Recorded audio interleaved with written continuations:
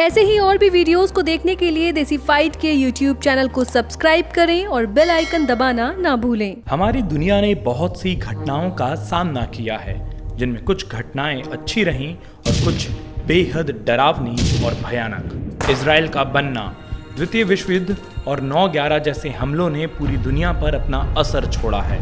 लेकिन इन सभी घटनाओं के पीछे कोई ना कोई कॉन्स्पिरेसी थ्योरी जरूर रहती है, और ये थ्योरी ही बाद में चलकर उन लोगों और उन समूहों पर उंगलियां उठाती हैं जो इन भयानक घटनाओं के पीछे होते हैं। इसी तरह की बहुत सी कॉन्स्पिरेसी थ्योरियां ऐसी हैं जो रोथस्चाइल्ड फैमिली पर उंगलियां उठाती हैं। रोथस्चाइल्ड फैमिली एक ऐसा परिवार जो बैंकिंग और पैसों के लेन देन के कारोबार में सदियों से लगा हुआ है।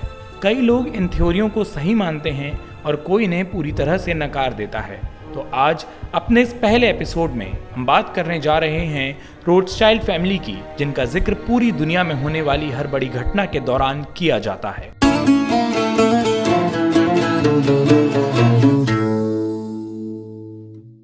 रोथस्चाइल्ड फैमिली बहुत लंबे समय से ये साजिश के आरोपों में घिरी रही है और ये सिलसिला लगभग 2 दशक से चल रहा है। इनके ऊपर नाजियों को पैसा सप्लाई करने का आरोप लगा। 1941 में पर्ल हार्बर और 9/11 में हुए हमले में इनका नाम आया। अमेरिका के राष्ट्रपति लिंकन और कैनेडी के कत्ल में भी इनकी साजिश मानी जाती है। युद्ध शुरू करके इन्होंने अपने बैंकों के लिए खूब मुनाफा कमाया। इजराइल और इस्लामिक स्टेट की स्थापना में ये रहे। और सबसे ताज़ा घटना, वॉशिंगटन डीसी के काउंसिलमैन ट्रायन वाइट सीनियर ने इस परिवार पर यह आरोप लगाया कि अब ये परिवार मौसम को भी कंट्रोल करने में लगा है ताकि प्राकृतिक आपदाओं को पैदा कर मुनाफा कमा सके। एक यहूदी परिवार होने के नाते रोथस्चाइल्ड फैमिली पर कॉन्स्पिरेसी बनाने वाले इन्हें टारगेट करते थे, क्योंकि इन पर यह भी आरोप था कि अपने पैसे से ये दुनिया के बड़े बड़े फाइनेंशियल इंस्टीट्यूशन को कंट्रोल करते हैं। लेकिन सवाल ये है कि महज एक परिवार ही दुनिया भर में होने वाली इन सभी घटनाओं में शामिल कैसे हो सकता है, और रोथस्चाइल्ड फैमिली के खिलाफ इन सभी कॉन्स्पिरेसी थ्योरियों की शुरुआत कहां से होती है। लेकिन इससे पहले कि हम कॉन्स्पिरेसी थ्योरी की तरफ बढ़ें, हमें यह जानना चाहिए कि रोथस्चाइल्ड फैमिली का अतीत कैसा रहा है। रोथस्चाइल्ड फैमिली के पैसों की खदान की शुरुआत मेयर आमशेल रोथस्चाइल्ड से हुई थी, जो 1744 से लेकर 1812 तक जीवित रहे। मेयर असल में बेशकीमती सिक्कों के व्यापारी थे, जो साथ ही साथ एक बैंक में काम किया करते थे।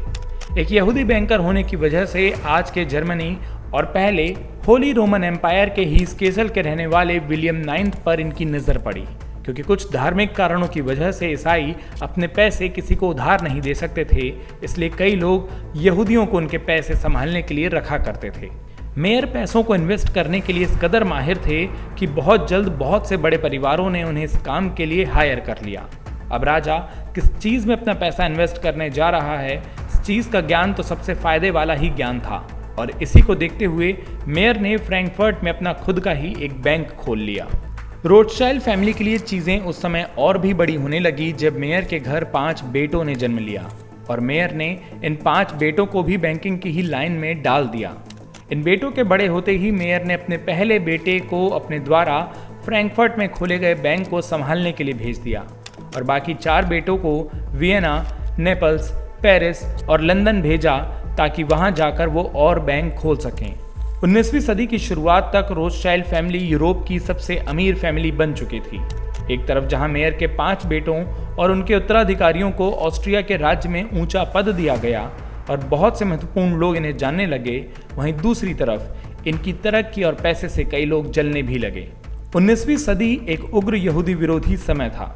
1846 में एक वामपंथी जॉर्जस डैर्नेविल ने पैम्पलेट छपवाया जिसे शैतान का नाम दिया गया। इस पैम्पलेट में बताया गया कि रोथस्चाइल्ड फैमिली सरकार और कई बड़े फाइनेंशियल इंस्टीट्यूशंस को कंट्रोल करने में लगी हुई है। इनमें सबसे पहली कॉन्स्पिरेसी थ्योरी ये थी कि वाटरलू की लड़ाई के बाद नेथन रोथस्चाइल्ड वहां से भाग गया और एक नाव के सहारे लंदन पहुंच गया, ताकि जब दुनिया को ब्रिटेन की जीत का पता चले उससे पहले ही वो स्टॉक मार्केट में पैसा इन्वेस्ट कर खुद मोटा पैसा कमा सके। रोथस्चाइल्ड फैमिली एक पैसे वाला परिवार था, लेकिन कई बार उन्हें भी बहुत बड़े बड़े घाटे झेलने पड़े, जैसे कि फ्रैंकफर्ट बैंक का बंद हो जाना, क्योंकि वहां काम करने वाले आखिरी रोथस्चाइल्ड का कोई वारिस नहीं था, और उनकी नेपल्स ब्रांच का भी बंद हो जाना, क्योंकि उस समय आसपास युद्ध चल रहा था। इसके अलावा नाजी जर्मनी ने भी रोथस्चाइल्ड फैमिली को बर्बाद किया था। उन्होंने इस परिवार की सभी चीज़ों को जब्त कर लिया और ये पूरा परिवार अमेरिका चला गया। उनके कई महल, गाड़ियाँ, बंगले और भी बहुत कुछ नाजी जर्मनी के हद से चढ़ गया।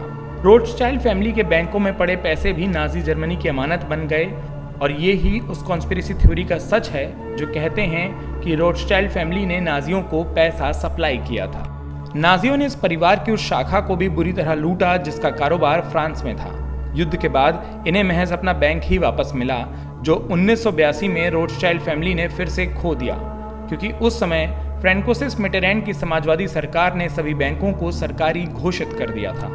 इस परिवार की वो शाखा जो फिलहाल ब्रिटेन में है वो ही पैसों के मामले में कुछ बेहतर काम कर रही है। वो अभी भी बैंकिंग, फिलैंथ्रोपी और कुछ मशहूर बिजनेस के काम में लगे हुए हैं। मार्च 2018 में दी वॉशिंगटन पोस्ट ने खबर छापी जिसमें वॉशिंगटन डीसी के लॉ मेकर ट्रायन वाइट सीनियर ने फेसबुक पोस्ट के जरिए रोथस्चाइल्ड फैमिली के ऊपर ये इल्ज़ाम लगाया कि परिवार अब मौसम को भी कंट्रोल करने में लगा हुआ है, जिससे कि प्राकृतिक आपदाओं को पैदा किया जा सके और फिर ये परिवार उन शहरों पर खुद का हक जमा ले। लेकिन असल में ये रॉकीफेलर फाउंडेशन रेजिलेंट सिटीज़ का एक इनिशिएटिव था जिसमें यह था कि उन शहरों को सम्मानित किया जाएगा जो प्राकृतिक आपदाओं से बेहतर तरीके से निपटेंगे। काफ़ी विवाद के बाद वाइट ने माफ़ी मांगी और उन्होंने कहा कि ये तथ्य सही है या गलत, इस पर ध्यान नहीं दिया गया था। कुछ लोग ये दावा करते हैं कि रोथस्चाइल्ड फैमिली के पास दुनिया की आधी संपत्ति है, लेकिन ये बात मानी नहीं जा सकती क्योंकि दुनिया भर के बैंक और फाइनेंशियल इंस्टीट्यूशन एक दूसरे के ऊपर निर्भर करते हैं और आमतौर पर काम इसी तरीके से होता है।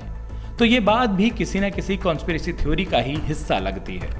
रोथस्चाइल्ड फैमिली पर लागू होने वाली कई कॉन्स्पिरेसी थ्योरियां झूठ ही निकली, लेकिन इन कॉन्स्पिरेसी थ्योरियों का बनना और लोगों के बीच फैलना ये सब डेर्नावेल के उस झूठे पैम्पलेट से शुरू हुआ था। फिलहाल इस परिवार के मुखिया नेथनाइल चार्ल्स जैकब रोथस्चाइल्ड हैं, जो कि एक इन्वेस्टमेंट बैंकर और रोथस्चाइल्ड बैंकिंग फैमिली के सबसे महत्वपूर्ण सदस्य हैं। ये institute for Jewish policy research के प्रेसिडेंट भी हैं। दुनिया भर में किस तरह एक कॉन्स्पिरेसी थ्योरी बनती है, लोगों तक पहुंचती है और कैसे ये लोगों और समूहों को अपना शिकार बना लेती है, ये सब जानने के लिए जुड़े रहिए देसी फाइट की इस खास पेशकश के साथ।